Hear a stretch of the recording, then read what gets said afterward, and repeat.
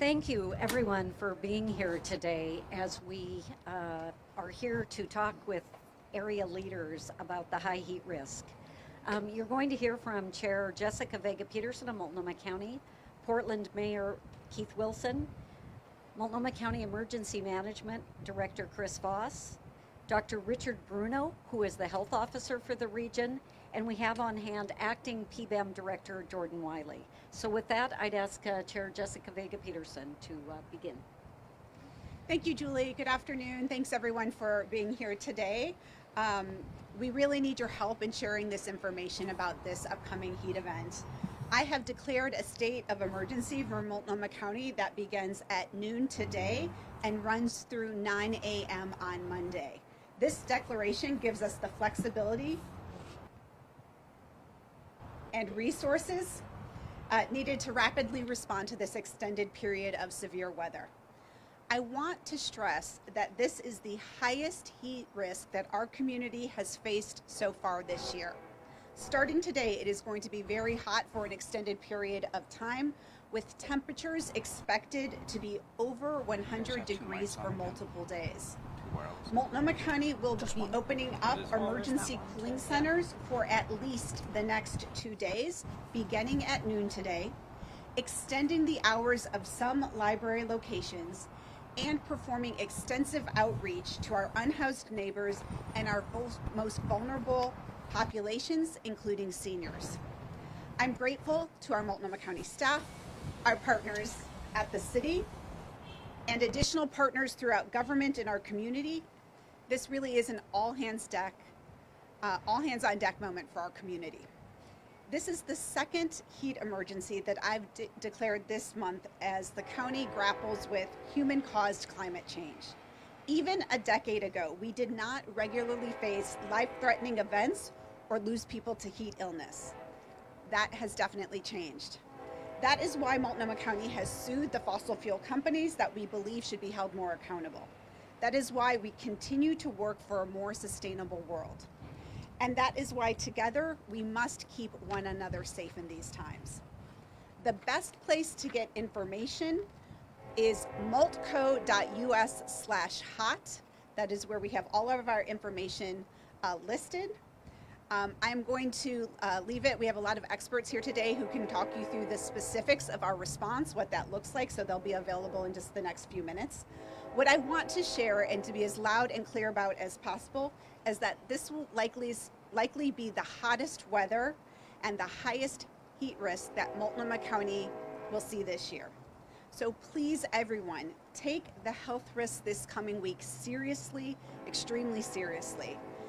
Avoid being outside if you can. Find a cool space inside to be. There is an interactive map of the places that anyone can seek respite from extreme heat, again at that website, multco.us/hot. If you are an event organizer, and I know we have several large-scale events planned for this weekend, so if you're an event organizer, if you were planning on attending an outside event during this heat wave, please reconsider. We should be prioritizing the safety of our community above all else. And if you do have to be outside, and this is for everyone in our community, drink lots of water, stay hydrated, seek shade, take breaks, don't push yourself. This is going to be extremely hot weather. Above all, please take care of yourself, take care of your neighbors, your family. We need to come together for this event. If you can help somebody get to a cool space, even for a few hours, please do that. It makes a huge difference. Also, help us share this information, get the word out to people so that they know really what we're facing in a prolonged period of heat for the next several days. Everyone pitching in is how we are going to keep our community safe. So thank you, and with that, I will turn it over to Mayor Wilson. Thank you, Chair. Thank you to the media partners for showing up on such short notice as well. We appreciate you getting the word out. The city, county, and all our partners are taking this heat emergency very seriously. We are acting now to save lives over this next several days.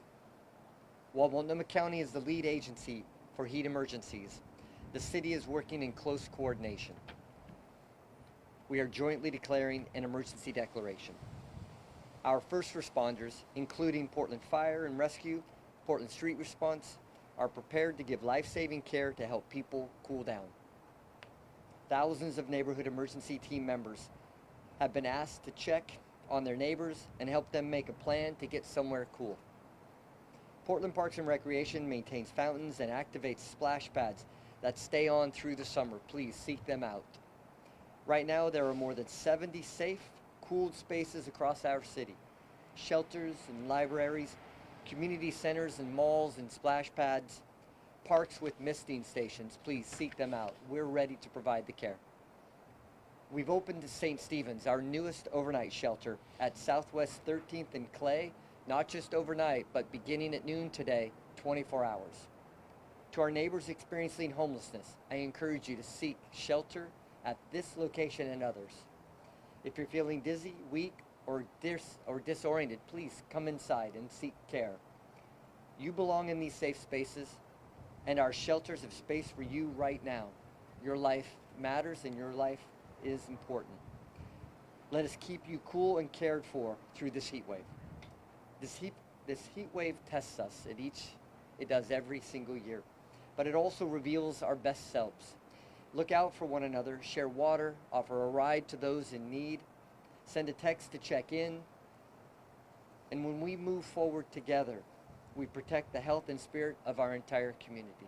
So thank you for this opportunity, and please stay cool. I'd like to introduce Chris Voss now. Hello, Chris Voss, Director of Emergency Management for Multnomah County. This is going to sound a little repetitive. We want people to do three things. One, we want you to think about what you're doing today and for the next couple days. If you could avoid the hottest part of the day, we want you to avoid the hottest part of the day. Stay hydrated.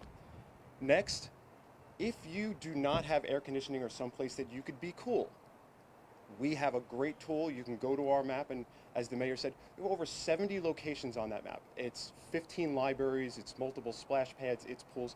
We want you to go and find one of those places where you could stay cool. That's very, very important, not just for today, but potentially for the next several days.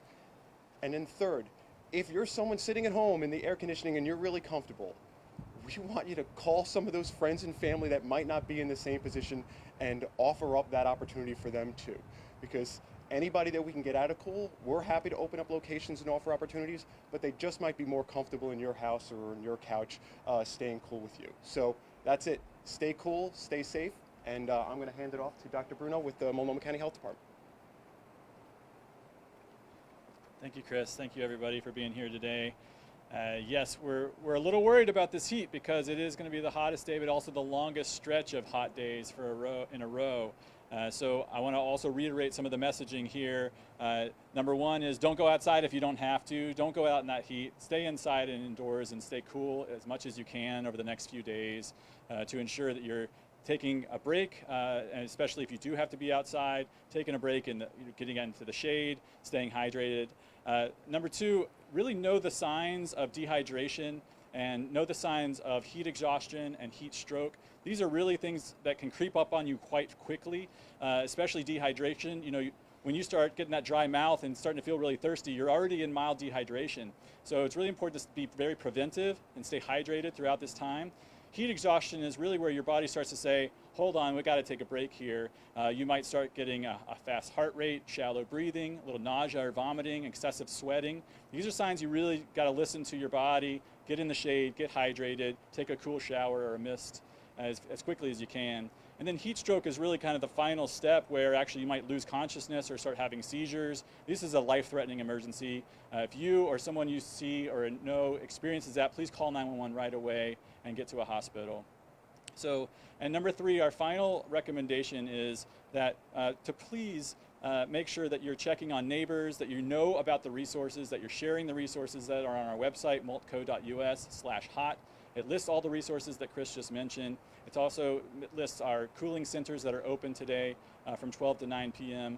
that will be available for people to come in the air conditioning and get cool water and snacks and take a break from this hot heat. And please be safe out there. Thank you. So we have a minute to take some questions. If anybody wants to ask some questions, if you go ahead and say your outlet and ask your question. Joelle? My question is, why not keep the cooling centers open overnight? We've heard the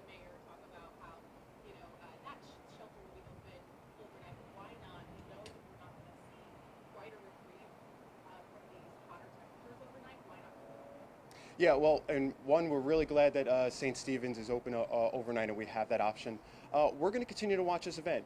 One of the things that we're obviously concerned about is the longevity of this event. And if we're starting to get the feedback that, and we're starting to see the temperatures in locations really start to heat up, that may be a decision that we choose to make. Early on in an event, we don't quite see that heat up. Right now, we know that certainly the hottest part of the day will be the greatest risk. That's why you see so many opportunities in those key hours between really noon and 9 p.m. Christina?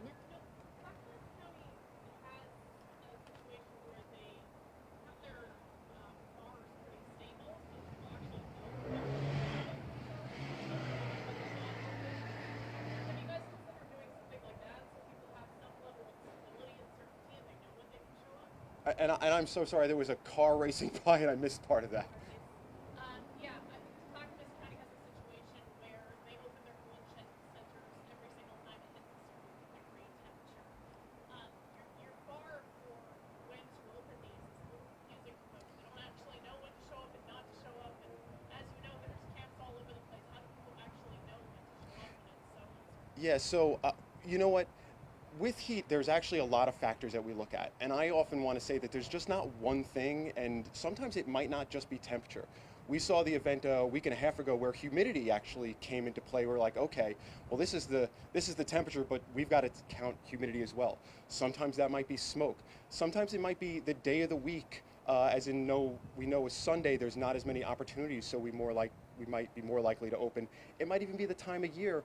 We know August, typically there's a little more acclimation, so we might be more likely to open in a May or June if we see an event.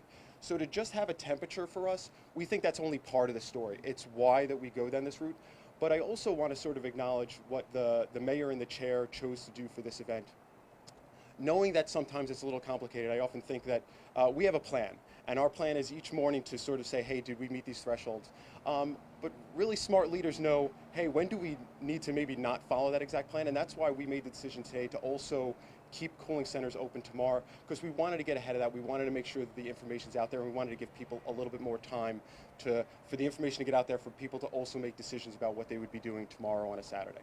What percentage of the homeless population here do you think actually knows someone with homeless centers? You know what? I know there's not someone specifically that group, but I could tell you that we work closely with HSD. We also work closely with a lot of the vendors.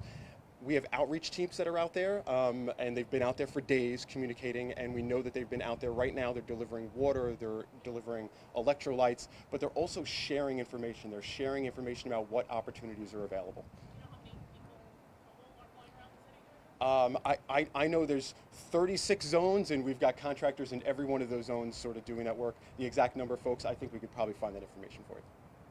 If you do choose to open them up, cooling centers at night, do you have staff ready on standby to open these centers up? So we typically do recruitment, but we do have contractors as well. So I want to say we have some of those staffing that we already have identified, and then there was probably an additional recruitment to make sure that there's no gaps. So you identify the locations as well where you'd be at and open them up? We do have several locations that we work with regularly. So we would likely use some of the locations we already have. You might even see us open up additional ones if we think that we might not have enough space. One of our key goals is not to turn anybody away. So if that means we've got to open up more locations, we will do just that. How long does that recruitment process take? Like, would that be done within a few hours if you decide, okay, we need to open this in the next 3 hours? So it often depends on how many you have. I could tell you we put out a recruitment just yesterday for some folks to help with some of the logistical pieces. And in 8 minutes, every one of those positions were filled. We sent that message out to the entire county. It was great to see that's filled. Sometimes it's not that fast, so sometimes it does take us a few more hours. And if anybody's seen a big winter event where sometimes we've got 10, 12 locations open, we know we need even more time than that. So we heard several folks say today, avoid going out there in the heat if you can, but we know Project Coast is happening as well as the Conference Fair, tons of outdoor events. What kind of coordination are you guys doing with the event organizers? Are you enforcing anything, or are you leaving it up to them? What can we expect? Yeah, I'm going to hand this off to Dr. Bruno, who actually I know his team has been working closely with some of these groups. Yeah, thank you. Yeah, our environmental health team within our public health division of the health department has been very active, contacting event organizers, making sure that they have a heat plan in place and they have an emergency action plan in place. We've been weighing in, making suggestions about other ways they can improve their ability to provide additional water and supports for people during races and during other events that are happening this week and this weekend.